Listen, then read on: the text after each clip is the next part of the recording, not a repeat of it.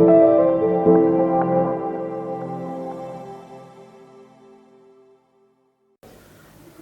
عليكم ورحمة الله تعالى وبركاته. دمان مسؤولين تجامعة ومانتا إن لا جوجان لبدو قدومي كحجين بروفيسور ديرية إيو دكتور محمد موسى جبريل سيدو كله وهالكن من الله فرديه سيدو كله دينك سكول أوف بوست جراديويت دكتور عبد الفتاح حي داود ورسمه واحد دوني برنامج فريتان كحفلة يعني أنو فرينا مانتا برنامج كان أونلاين كا فريتان كيس أينا يربي لعبه وربحين ركوبان سمايو برنامج كان وحنا بالعامي 2020 ayaa ardaydu hore soo codsadeen tirahaan ardayda xilliga soo codsatay waxay ka koobnaayeen arday ilaa 60 ardaya oo ilaa dhowr taqaaqus oo kala duwan salahan barnaamijyada xilliga la soo codsaday waxa kamid ahaa barnaamij climate change and environmental sustainability waxa kaloo kamid ahaa barnaamij public health oo ilaa laba taqaaqusna uu kala baxaya health promotion iyo nutrition and dietetics iyo sidoo kale barnaamijyada business administration ka hoos imanayo project planning management وكميد أها سيدو كله برنامجات كي نوبل عم حلقة واحد كميد أها برنامج education policy and planning يو برنامج IT لحريرة أو data science أياتشري أردد أسي مدة واحد سووا ذين لبصر نضاضة واتن ما تانو فردنا مركز يعني الدفاع دان بوقتودي ترى هان أردد أسي أنت حدا ديار كوا إن قلنشبيان أو دمار كوار من كي لوجا مهنا بوحي ترى واحد نقول زي لاسد حيا حفرتنا أرض runtii waxay nii rajeenayaan mustaqbal wanaagsan dadaalka iyo juhdiga aad soo sameyseen ilaahayna inuu dhameystiro oo ku guuleysataan barnaamijkaasi waa barnaamij aan oran karayo wuxuu la mid yahay barnaamijyaadka regularka ah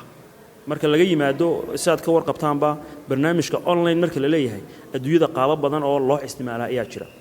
waxay kamid tahay in lagu siiyo buugti oo soo akhrisan lagu oranay laakiin barnaamijkan camuud bixiso ee postgraduate ka ee online ku baxa uu ka duwan yahay habka loo dhigtana waxa weeye waa hab regular u dhigma oo macallinku maqal iyo muuqaal iyo ardaydiiba ay is arkayaan su'aal ay weydiin karayaan ay ma aragtay wixii assignment ku gudbin karayaan presentation ay sameyn karayaan discussions ay ku sameyn karayaan weeye oo wax alla wax challenges oo ka iman karayaan jirin tusaale ahaan labadaas sano ee ardaydu soo wadeen sida kuwan ba loo imtixaamo ayuun baa looga qaaday dhigashada waa isku mid qiimeynta buuga internshipka wax walba wax lagu sameeyay markaasi hab online ay noogu dhacayeen runtii barnaamijkaasi waa barnaamij successful sidoo kale qolada imiga soo gashay sanadkii dhawid intayga sameeyay 2022 tir ahaan arday ilaa 80 arday ka badan ayaa soo codsaday hadda ardayda waxa weeyaan joogta waa arday ilaa kontomeeyo ka badan ayaa dhigta oo ilaa 6 area oo kala duwan dhigta way ka mid yihiin project planning management monetary evaluation data science educational policy and planning barnaamijyadaas ka mid ah oo iyagana hadda socda runtii barnaamijyaadkaasi waxa laga dhigtaa dhammaan geyiga ummadda Soomaaliyeed ee afka Soomaali ku hadasha ayaa laga dhigtaa oo runtii barnaamijkaasi qaabka u socdo iyo qaabka ardaydu ay wax u dhiganayaan iyo qaabka macallimiintu lectureska iyo ay u soo gudbinayaan runtii aad ugu riyaaqay barnaamijkaasi runtii waa barnaamij successful waxaan rajaynaynaa sanadka haddii Ilaahay qadaro enrollment kan bilaabi doono August dabayaaqadeeda inay arday badan oo guryahoogii jooga oo aan nasiib u helin inay soo gaaraan kambasyada jaamacadda Camuud ay ku leedahay farciga Hargeysa iyo faraca Booramaba aan soo gaari karin inay ka faa'iideysan doonaan runtii intaasna waan baraarujin lahaa waan soo dhaweynayaa aad iyo aad baad u mahadsantihiin farxad ballaadhan ayay noo tahay in maanta aynu u fadhino gabagabadii muxuu ahaa waqti dheer oo aad soo muxuu ahaa dadaalayseen oo 2 sano dhan oo wax soo baranayseen wali gaar ahaan aan odhan karno program muxuu ahaa tijaabo ahaa oo iyadu guul inoogu dhammaaday online ku marka la eego geeyigan Soomaaliyeed waa program imika ku cusub laakiin dunida marka la eego imika waa xagga loo socdaba in muxuu ahaa loo dhaqaaqo oo imika maanta adduunka marka aad eegto jaamacadaha waaweyn oo dhan qayb dhanbay leeyihiin oo extension la yiraahdo oo online kaaga marka waxbarashadii imika waxay u socotaa xagga inay noqoto computerka iyo internetka marka in jaamacadda Camuud ay talaabada dheer qaaday waa waxyaabo muxuu tahay lagu farxo oo maanta qof kasto Soomaali meel kasto uu joogo uu ka faa'iideysan karo ayna ahayn muxuu ahaa aqoon ku koobnayd Hargeysa Boorame ay tahay aqoon maanta Soomaali oo dhani ay ka faa'iideysan karaan. Marka maanta aad baan ugu faraxsanahay in loodkii koobaad uu maanta ka qalin jabinayo oo uu buugtoodii difaacanayo. marka taasi waa guul iyo farxad ballaadhan. waxyaabaha muxuu ahaa online-kani sida uu associate deanku uga hadlay Nuuruddin, online-kani noocyo fara badan baa loo sameeyaa. noocan ay camuud qaadatay waa nooca iminka aan odhan karno aad ugu dhow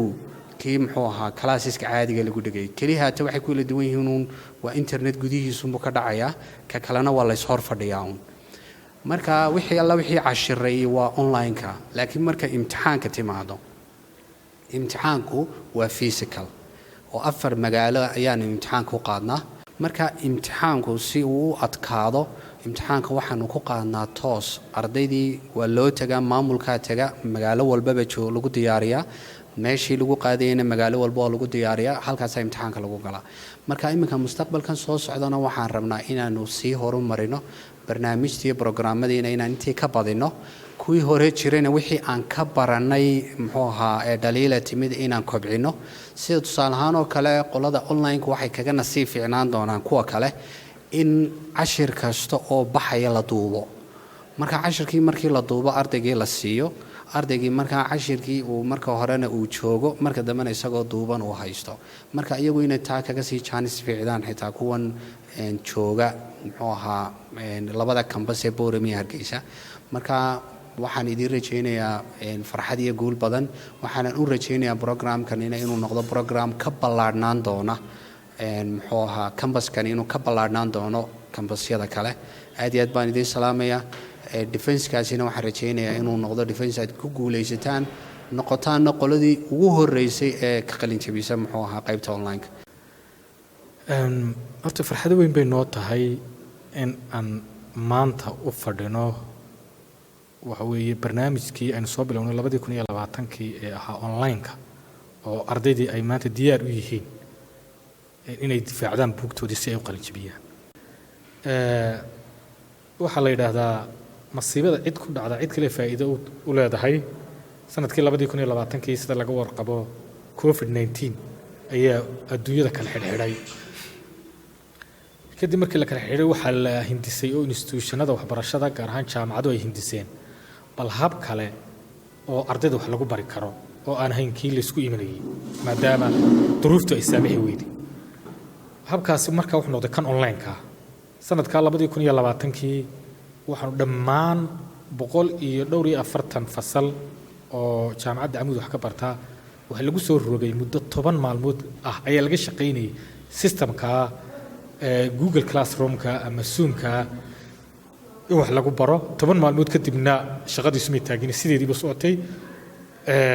sidaasaanay ardaydii waxa weeyaan ku dhamaysteen waxbarashadooda. waxa ka dhashay markaa arday kale oo ama dad hay'adaha internationalka u shaqeeya, ama madax sare oo dawladaha kala duwan u shaqeeya, amaba dad ganacsato ah, ama dad kale oo shaqaale ah oo aan haleel marnaba aan waqti u heleen iyo haleel inay jaamacadda Camuud kambasiyadeeda yimaadaan wax ka bartaan. dadkiiba wax la baraa. kulley inta aan ogahay macallin baan ka ahay anigu programkan ilaa waqtigaas. matalan semesterkan u dambeeyay 2 course baan bixinayay. 2 course waxa weeyaan week walba maalinta isniinta ee habeenkaasi soo gelay salaasada bacada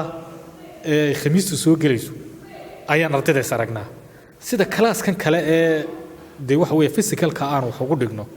ayuun baanu ugu dhignaa. oo noqonaya markaa ah in markaad sharaxaadaadii aad sharaxdo, ardaydu su'aalo ku weydiiyaan, iyagu presentationkii halkaa ay ku soo jeediyaan, su'aalo la isweydiiyo, imtixaankina sidaa hore looga soo sheekeeyey waxa weeye goobahooda loogu geeyo oo lagaga qaado. waxaan arkaynaa markaa 43 arday u horeysay oo diyaar u ah inay buugtoodii difaacdaan, dabadeedna insha Allah isku diyaarin doona in ay qalin jabiyaan. aad iyo aad baan ugu faraxsanahay. waxaan rajaynaynaa marka dadka kale cidii kale ee aan waqtiga u helin marka ay helaan ay ogaadaan in barnaamijyadaas jaamacadda ay ka baxaan, iyaguna waxay ku xidhmi doonaan sanadka ama semesterka soo socda haddii la haydmo ciddii haleelaysaa barnaamijyadaas ay ku soo xidhmi doonaan kolkaad doonaysa inaad wax barato alxamdulilah wasiilooyin fara badan oo isku baran kartaa jirta online-ka aad ku baranaysiin baa ka mid ah wuxuu la mid yahay uun kan laysor fadhiya iyo kaa iminka aad wadatiin waa laba hab oo isku dhowdhow weeyaan waa la duubayaa waxaan u dhigaa arday macallimiin aan u dhigaa waxaan u dhigaa xisaabta waan u duubaa aqalkayga anigoo fadhiya aqalkaygaan uga diraa halkaasay wax ku bartaan arday walba aqalkiisii isagoo iska fadhiya ayuu furanayaa 10 jeer buu ku ceshanayaa kolkaa waa inagoo aan nafalahayn oo soo fadhino kolkaa waxaan leeyahay barasho wanaagsan waxbarasho fiican waxbarashada halkiina ka sii wada insha Allah taala waxaan isku daynaa kolkaan masterkaasi imika galin yar wadno online-ka inaan ku bixinayno PhD inaan ku bixinayno PhD halkan waan imika waa wadnaa taana waan ku wadaynaa haddii Ilaahay yidhaa inaguna muxuu ahaa samirka wax lagu gaadhay samirka badiya waxbarasho imtixaankana soo diyaar garooba qalin jabinta iyo farxad haynoo ahaato haddii Ilaahay yidhaahdo bisha August haddii Ilaahay yidhaa haynoo ahaato farxadiina iyo qalin jabinta oo meel aan isku iman doona haddii Ilaahay yidhaa